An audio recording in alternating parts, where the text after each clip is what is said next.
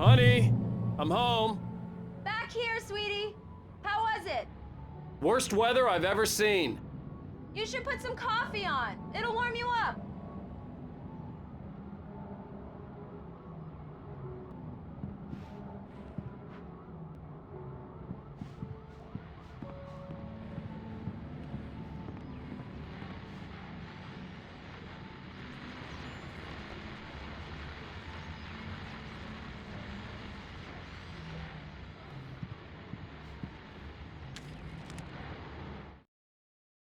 This was a late goodbye. 13 years after I'd gotten my revenge, it had finally caught up with me. It had been a long time to bear the pain. My blood painted the snow red.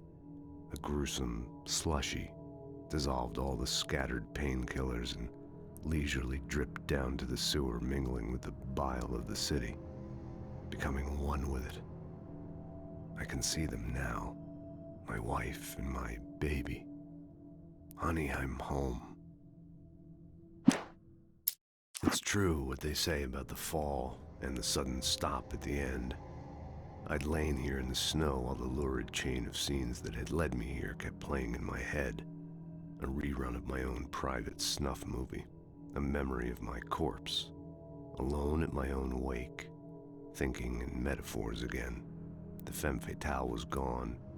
Only a sour taste remained of the kiss that killed me.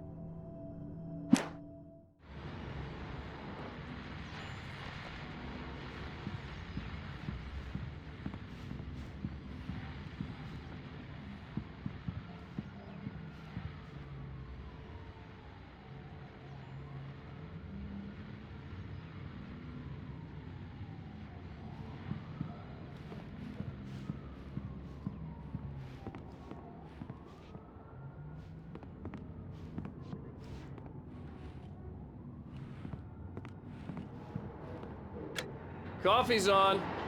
Great, thanks. I'll need it if I'm gonna finish this by tomorrow.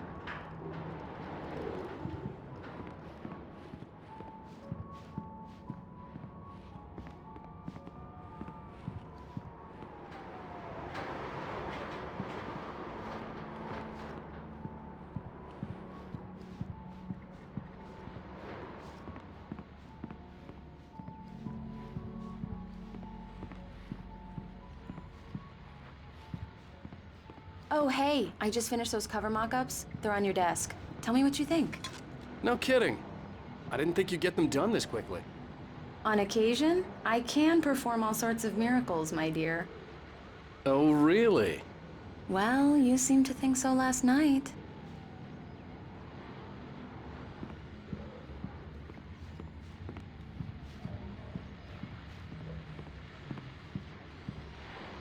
These look really good. Oh, sure, until Barry gets his hands on them. Which, by the way, will happen over my dead body. The last time was the last time. Oh, and speaking of Barry, he called. Alan? Alan, please check the fuse box. I'm right here. I'm on it, honey. Please, hurry! Honey, it's a power outage. I've got the flashlight. Okay. Hi. You okay? I'm sorry. It just really spooked me. Don't worry. We'll just break out the candles. I know it's stupid, but it's just... especially when I'm not prepared for it, you know? It gets to me. I love you. Tell me a story, writer. Okay. I used to have these nightmares when I was a kid. The dark really spooked me, too. When it got really bad, my mom gave me this old light switch. She called it the clicker. The clicker, huh? Yeah. If I ever got scared of the dark, I could just flip the switch and a magic light would scare the monsters away. Oh, sure. Here it is. Alan. Maybe it'll help you, too. Yeah, nice story, writer boy. You made that up right now, didn't you? No. Seriously. I love you, even if you are a liar. Thanks for this.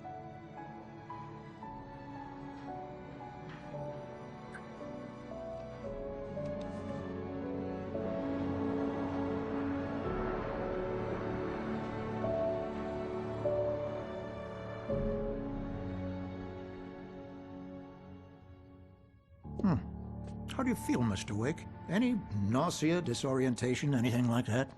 Mr. Wake, how are you feeling? I'm okay. My head's fine. I had to lie about my headache and memory loss. He'd send me to a hospital for tests. I couldn't leave without Alice. Very well. I don't think you have a concussion, but you've obviously been through quite a shock. You should take it easy for a couple of days. Thanks. Well then, Mr. Wake, we're done here. If the pain gets any worse or you experience any other symptoms, you should come see me. I'll let you get on with it then. Sarah, Sheriff Breaker, is waiting for you. She's very good at her job. I'm sure she can locate your wife in no time. Doc Nelson was the image of a small-town doctor. Sheriff Breaker had called him to the station to take a look at the cut in my head. I'm sorry you had to cut your morning fishing short for this, Doc. Oh, she's a beauty, ain't she?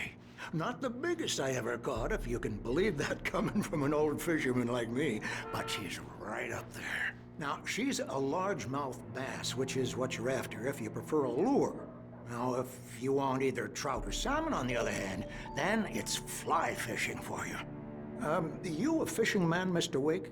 Oh, doesn't really matter, I suppose. But it can be very relaxing out there. You can't get me off the water this time of year. Closest thing to heaven. I'll take your word for it, Doc.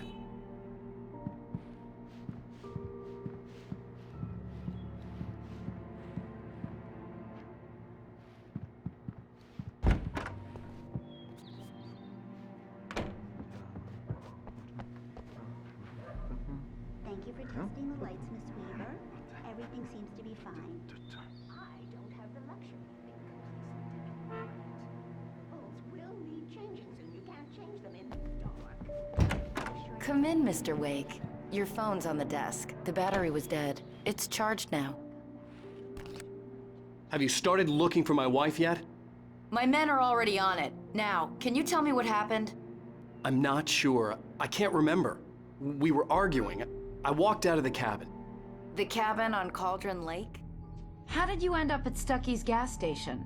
I wanted to tell her what had happened last night, but I couldn't. She'd lock me up. Excuse me. I need to take this. Hello? Alan, please help me. Alice?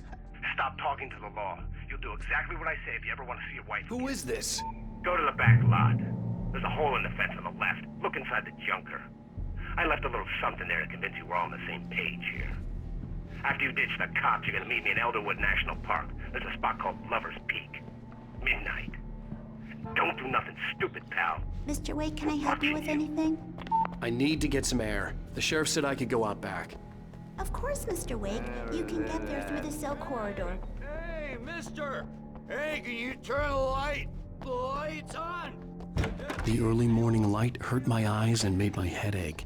The man on the phone had said, go through the fence on the left.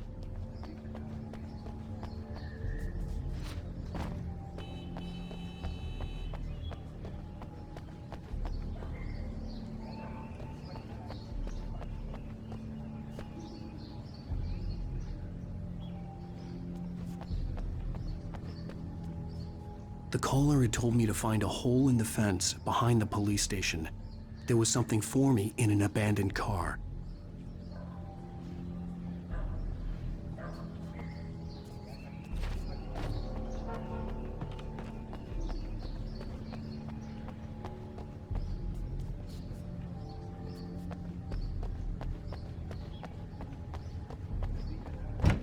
Hey! Hey, you! Can you help me? Can you... Thank you, man, thank you. Hey, you're all right. You're a good guy. Don't let anybody...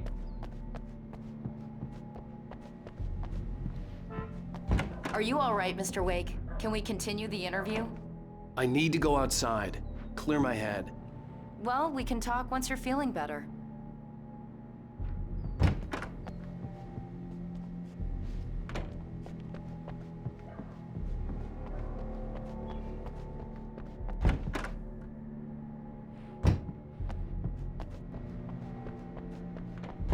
I couldn't go anywhere yet. I had to play along with the caller. Alice's life was at stake.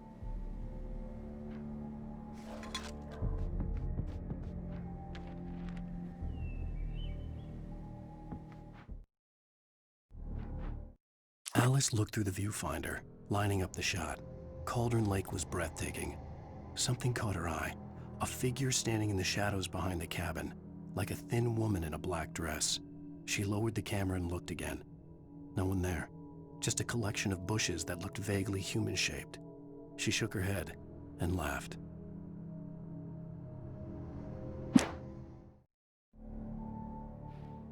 Yeah, it's Mulligan here. I'm at Stucky's gas station with Thornton. There's no sign of him. Over. Wait. Yeah, this is Thornton. Look, we've located the brake float. It's here. That's some good news, right? Stucky was supposed to be driving it at the rehearsals today. Over. Oh, give me that. Mulligan here. Looks like someone really thrashed the garage. Over. Okay, roger that, guys. Keep looking for Stucky. Jane's out.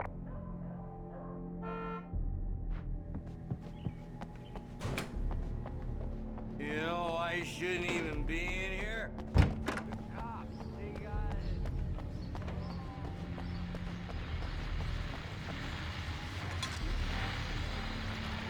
Well, folks, it's been another long night, and it's about time for me to sign off for a while. God knows I need my beauty sleep. Just one more item before I go. It's been a busy night for the sheriff's department. We've had a few broken windows, even a report of shots fired on Main Street. Deputies Mulligan and Thornton had to deal with two intoxicated young men who were celebrating the completion of their Deer Fest float. Now, folks, we get this every year. I know it's exciting, the big day's almost here, but let's save it for the party and leave the gunplay for the shooting competition, huh? There's no point in getting all worked up yet.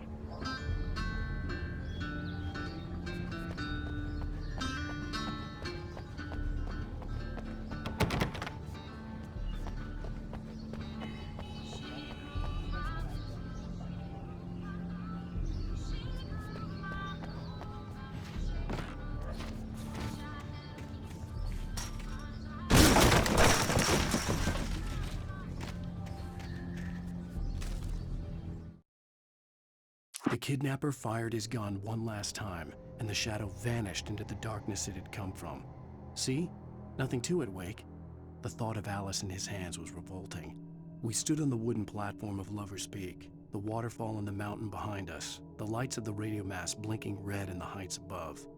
I fought with the urge to take a swing, force myself to speak. Let's cut the act now. Where's my wife?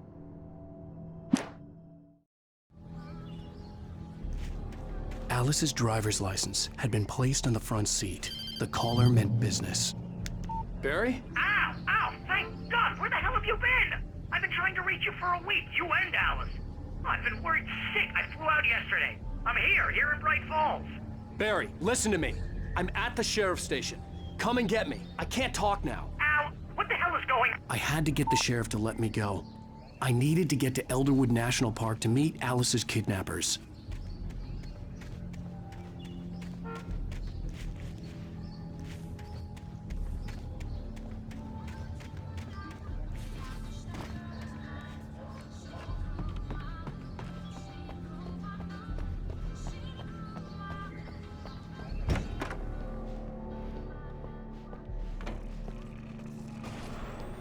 A writer is a light that reveals the world of his story from darkness, shapes it from nothingness. The way a sculptor carves a statue from a block of granite. If I stop, the world I'm making dies. Darkness will reclaim it. It's a long, hard journey into the dark. Alice's life is at stake, but I can't think about that, or I'll lose it. The dread lingers at the edge of perception. I'll push on. Anything is possible here. I'll write the story. I'll save her. Marvelous, Sarah. I just wanted to settle all the damage the Anderson brothers might have inadvertently caused on their recent and regrettable little outing. They are not a... Are you feeling any better, Mr. Wake? I'd like to leave. Am I free to go? Well, we still need to talk about... Am I under arrest? No, of course not. but I need to know where you'll be staying so I can get in touch with you. I'd avoid the motel. The Majestic is known for its roaches. The cabins at Elderwood are pretty nice, though. That sounds perfect. I'm Dr. Emil Hartman. I'd like to invite you to stay at Cauldron Lake Lodge. Did you talk to my wife? I had the pleasure of discussing your situation with her on several occasions. Did you set something up with her? I invited her here. My clinic is a place where... Oh, hey! Oh, my! Take it easy. Hey, nobody move! Get your hands off of my client! Who are you? I'm Barry Wheeler, his agent. If you have business with Mr. Wake, you talk to me. You yokels won't know what hit you once I sick my lawyers on your asses. No harm done, Sarah. I'm all right. I don't want to press charges. Mr. Wake, my offer still stands. Get me out of here. What the hell was that about, Al? We don't need a replay of that thing with the paparazzi. I thought they were gonna lock you up. I had to talk to someone. I told Barry everything. He thought I was certifiable, but when he heard about the manuscript, I had him. The fact that I'd written something, even if I couldn't remember it, was enough for him. He smelled money. And he believed that Alice had been kidnapped. Anything beyond that was another story. I had a midnight appointment with the kidnapper in a place called Lover's Peak, somewhere in Elderwood National Park. The plan was to rent a cabin. I don't like it, Al. I don't like any of it. It's not good. In fact, it's the absolute opposite of good. Mr. Wake! Barry, you found him. Hi, Rose. Oh, wow. I was just thinking about you, too. Great. I was just bringing Rusty some coffee. He's on the balcony, looking after Max. Poor thing. I really need to go. Great to see you again, Mr. Wake. Later! Who's Max?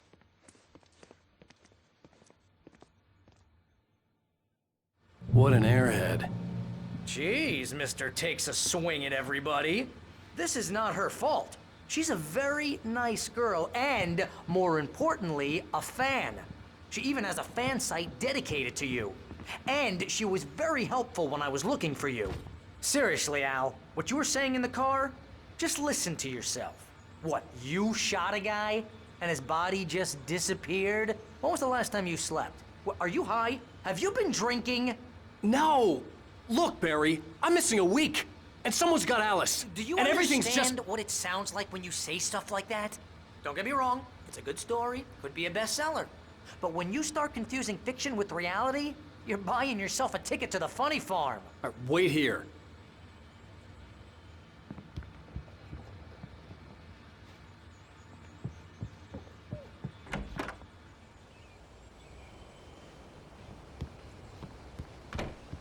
Easy there, boy. I'm almost done. Hey, Rusty, right? You rent cabins. Oh, Mr. Wake. I'd shake your hand, but mine are kind of full here. Actually, I'm sorry about this. Would you mind grabbing the registration form from the desk? It's just across from Bucktooth Charlie. Okay, sure. What happened? Crazy poachers. Max here got his foot caught in a trap. They're illegal to use here. Hell, you're not supposed to hunt within the park at all. But that doesn't stop some lowlifes. Well, at least Max is gonna be okay. He got lucky. Max is still groggy from the shot I gave him, and I'd rather not leave him alone just yet. The form's on the desk across from the mammoth skeleton. Seriously, Al, you can't just go and meet a kidnapper. Those situations always end up in disaster.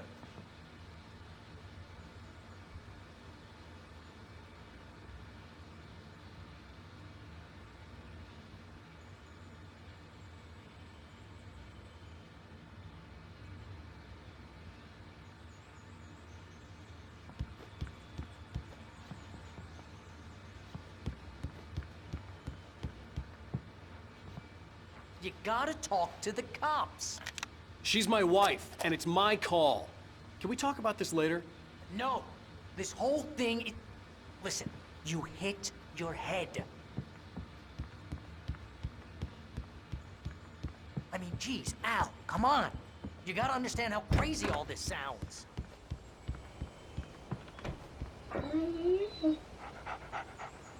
I think this is the form you wanted. And here are the keys. Okay, you're all set, Mr. Wake. Glad to have you staying here. Thanks. Can you tell me how to get to Lover's Peak? Oh, sure. It's at the end of the nature trail. Just follow the paths, you'll get to it eventually. It's an easy walk. Nice spot, too. If you have any trouble finding it, just keep your eyes on the radio mast. It's right below that. If you're trying to pull a joke on me, freak me out, it's working. Ha-ha, let's have a laugh on Barry. Well, you had me going there real funny, Al. You can quit it now. Look, Al, you're asking me to believe that you shot a dude who went poof into thin air, a guy who was bulletproof until you pointed a flashlight at him. You hear that from people who end up spending time in padded rooms, strapped to their beds, wearing white shirts with too long tangled up sleeves, and eating a healthy diet of pills. Al, you make cruel jokes about people who believe that kind of stuff. You're the skeptic. You gave me an hour-long lecture on homeopathy last month. What was it? If there's no proof, it's pure bullshit. Period. Guess the laugh's on me then. Al, come on! I mean, okay. Okay, maybe something weird happened to you, okay? Well, thanks for the heartfelt vote of confidence. All I'm saying is you gotta throw me a bone here, bestseller. What would you think if it was me?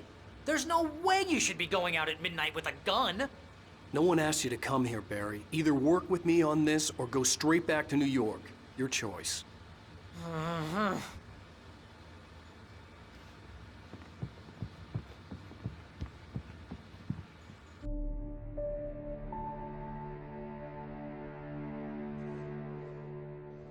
That's just crazy talk, Al. Al! Al? We should go to the sheriff or call the FBI. Damn it, Barry! They'll kill her! This is not a goddamn debate, Barry. I'm going to Lover's Peak. He said to come alone. Okay then. I understand. You're my best friend, and I'm worried that you're not right in the head. Tell me what to do to help, and I'll do it. You stay here, and if I'm not back by morning, call the cavalry. Achoo! Achoo! Just be careful with the natives, Al. These yokels are dangerous. Everybody hates a tourist, or it'll be Deliverance all over again. Achoo! Bless you. Oh, this place is trying to kill me. I'll bet there's mold in here, spores, poison ivy, God knows what. This is so not worth a 15% commission.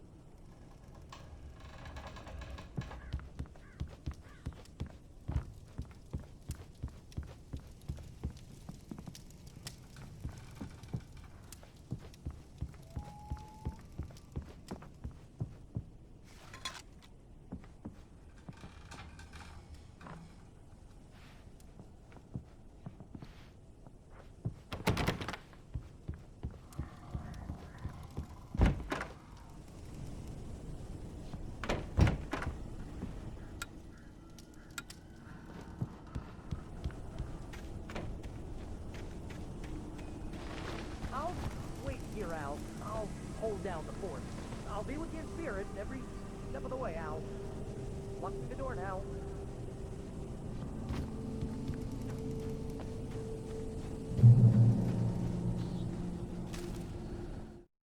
Barry had never gotten along with Alice, but he knew Alan loved her with an almost frightening intensity. And now something had happened to Alice. And here was Al armed with a gun and saying things people got put in padded cells for. It was as if his friend had experienced a massive psychotic episode and was now totally disconnected from reality. It scared the shit out of Barry.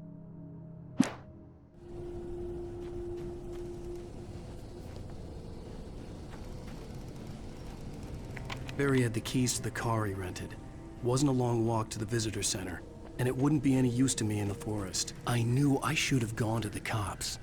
This wasn't the smartest thing I'd ever done, but I was still angry with Barry for trying to talk me out of it. These people had called me right in the sheriff's station.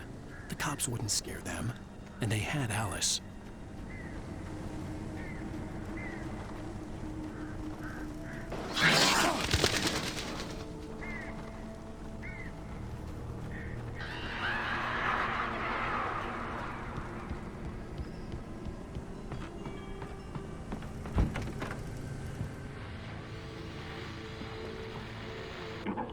Welcome back to the show, folks. As promised, our very own Dr. Nelson has just parked his rear end in the studio. Doc, what's your Deerfest plan like? My plan? You make it sound a lot more organized than I ever seem to manage.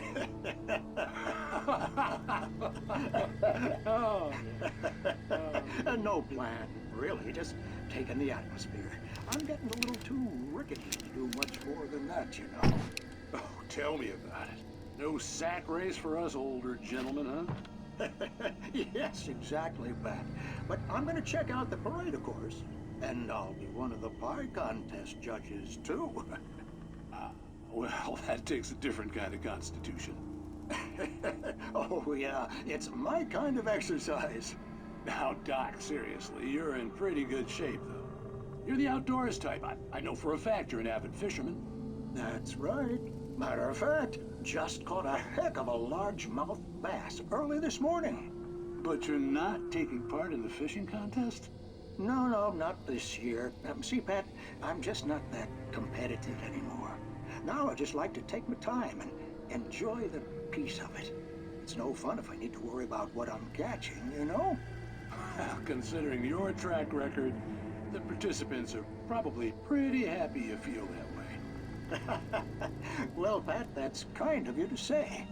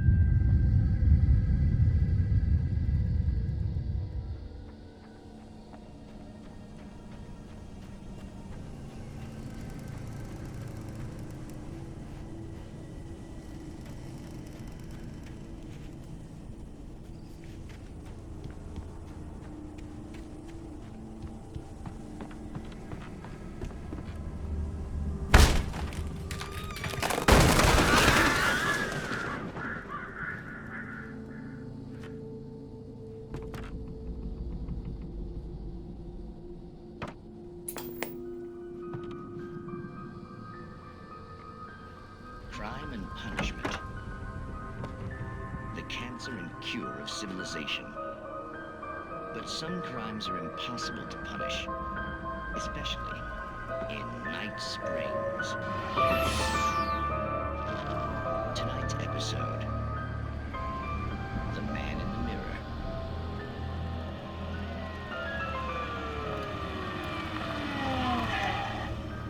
He's inside, Agent. He's a weird one. So, you're confessing to killing that guy, huh? Why? Had it coming? Yeah, but why would you do that? I mean, you're a nice guy. Normal. Took a kid to a soccer game. So how come at the game, you pick a guy and, quoting from the arresting officer's report here, assault the victim's head area repeatedly with the weapon of choice being a pair of bare fists? Wow, that sentence really flows, huh? Maybe you're not the literary type. Okay, so you mess him up. But why? Who was that guy? We couldn't ID him. Why would a guy like you do him like that? I didn't like his face? Well, you must have hated it, because you really went to town there. I mean, there's no way to tell what he looked like. No ID on him either.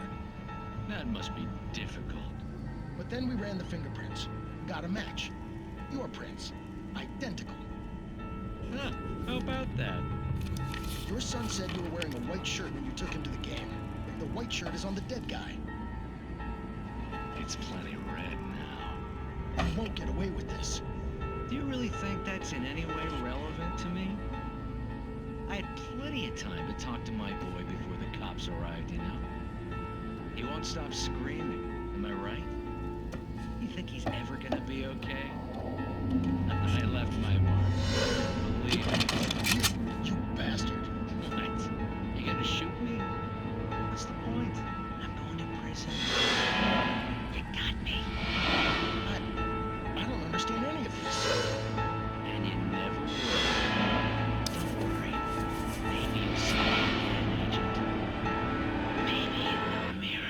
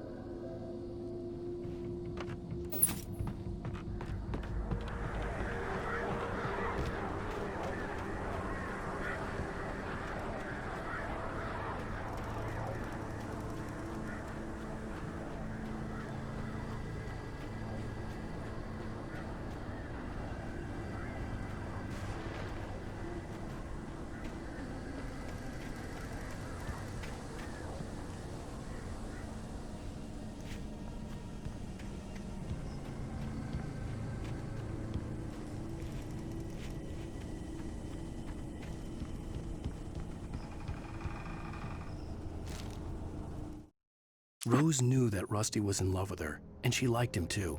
She liked him a lot. He taught her to dance, and life had certainly taught her the value of a man who was gentle.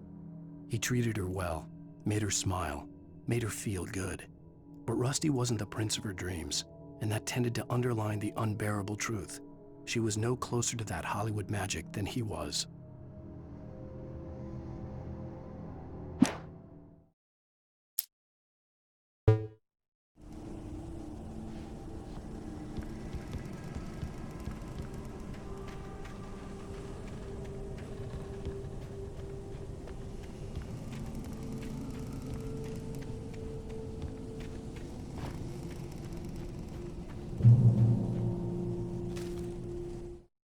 The air in the visitor center was heavy with an awful smell, as if some rotten drowned thing had crawled up from its grave. Rusty kept coughing blood. My eyes were drawn to the twisted shape of his broken leg. The attack had been vicious. Max whined in his cage. Rusty's eyes were wild with fear and terror. He gasped, "Mr. Wake, it happened just the way it was on that page."